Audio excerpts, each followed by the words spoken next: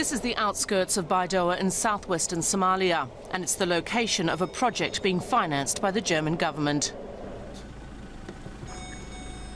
Thank you very much. Thank you very much. Behind these thick, bullet-ridden walls is a centre for Somali ex-terror fighters.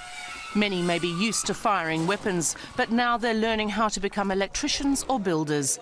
It's hoped around 100 men can be reintegrated into society under watchful eyes.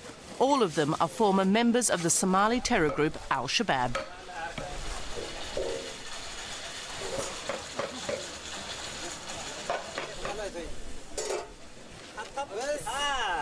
Noor was just 15 when he joined the militants, together with almost everyone else he knew.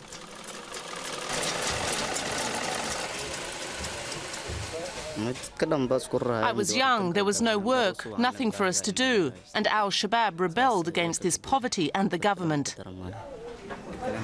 Noor says he can't remember how many people he had to kill.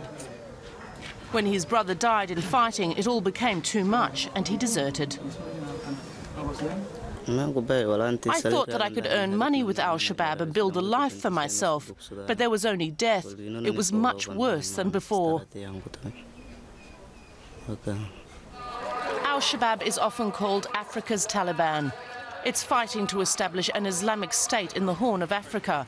The group controls some parts of Somalia, but has been driven out elsewhere, mainly by troops from neighbouring Kenya. Al-Shabab executed an attack on a shopping centre in Nairobi in September 2013 that killed 67 people.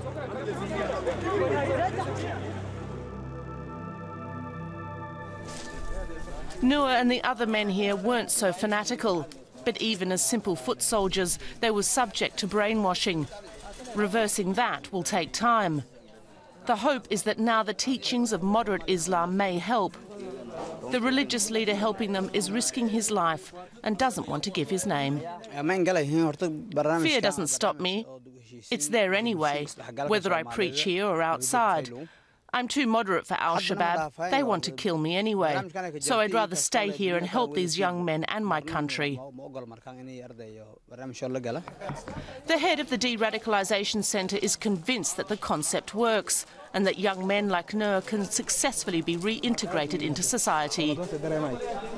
Military operation cannot be the solution all the time. So this has to go with parallel. Otherwise, things will not end up the way it was planned. So the only thing is that it's just a drop on ocean, but we need to accelerate, we need to do more of this kind. The men are being taught the basics of economics and how to run a successful enterprise. Noor's dream is to run his own tailoring business.